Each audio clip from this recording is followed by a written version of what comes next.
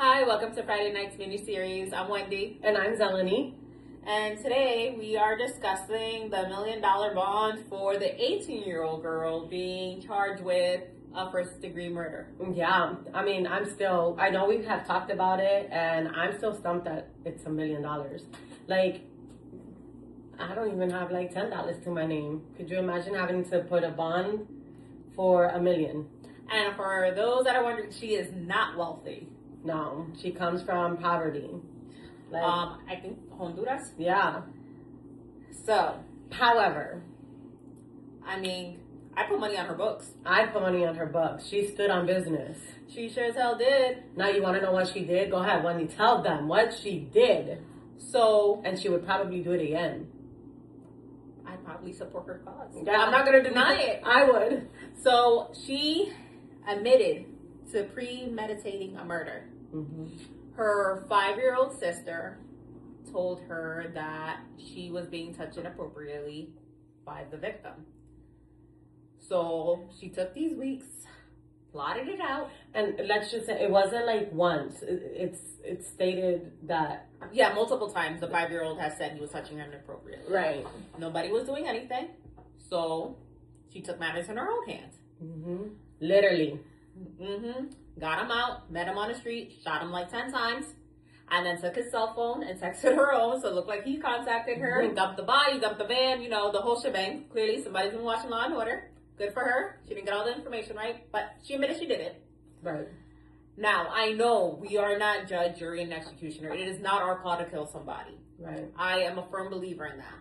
But when a 5-year-old tells you they are being touched inappropriately and no one is doing anything, what do you do at that point? Right. And a 5-year-old is not going to lie about that. I would hope not. When a 5-year-old is telling you exactly how they're being touched, how many times, who the person is, that it's happening. And I'm pretty sure in her head it was like, all right, it's happened more than once. If I don't do anything, it'll happen again. Or maybe she thought it'll escalate and it'll be rape. Right. So, fearing for the safety of her sister, she handled it. Mm-hmm. Did she go about it right? I guess it depends on who you ask. Because in my book, it was dealt with. I mean, there was a comment. We were reading the comments, and the first comment that hit us, we read it, and we were like, yeah, that's a good comment. And it was all like, if you don't teach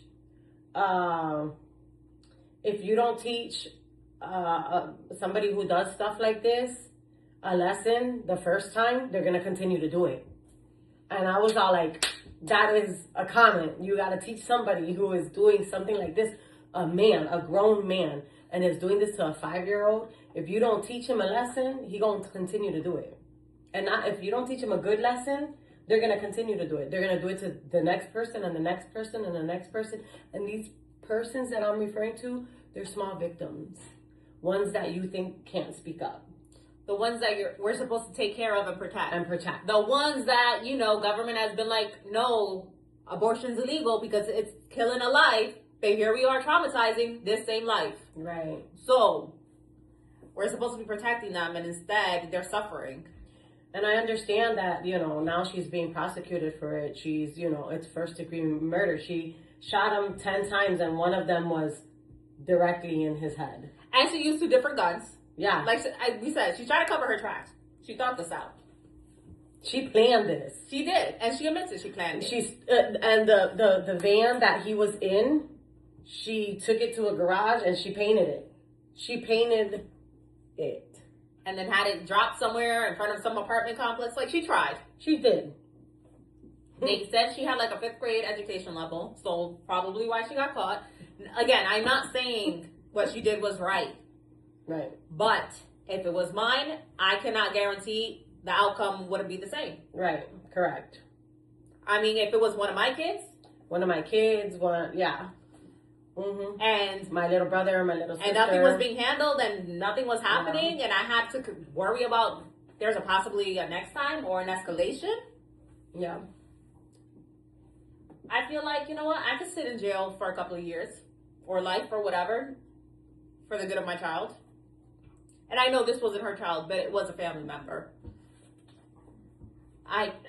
I think the reason, and it's gonna sound so fucked up, they going so hard is because if they were lenient with this, then what would that say about our government? Yeah. That'd be open season on them. Because how many of them are mentioned in the Epstein files? I mean, it sucks that it's almost become such a norm. Like people almost like, every day you hear about someone getting parole, probation, community service, hours. Like, okay, we just ruined a 5-year-old's life, but yeah, they had a great future. Right. We don't know what could have been the outcome of this 5-year-old's future because of the consequences that this man did to her. Not one time, not two. We don't even know how many because it doesn't say specifically how many times he's done it to her. What? And he's a 58-year-old man. Yeah. He's old. Older, I should say. And I think they said he was staying with the family in their house, which is how he had access to the 5-year-old. Right.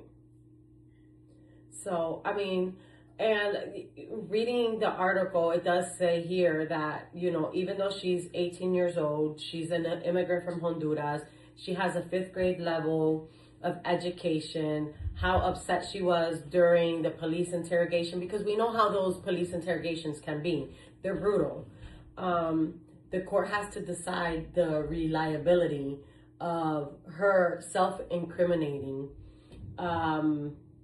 responses during the interrogation. Although she planned everything out. We know that. She planned everything out. But what was her mental state when she found out it was happening to her 5-year-old sister? Like, where was she at mentally when all of this was happening? Who was there to defend the 5-year-old? We don't know what she was doing. What was she doing to maintain the family, with them and their status?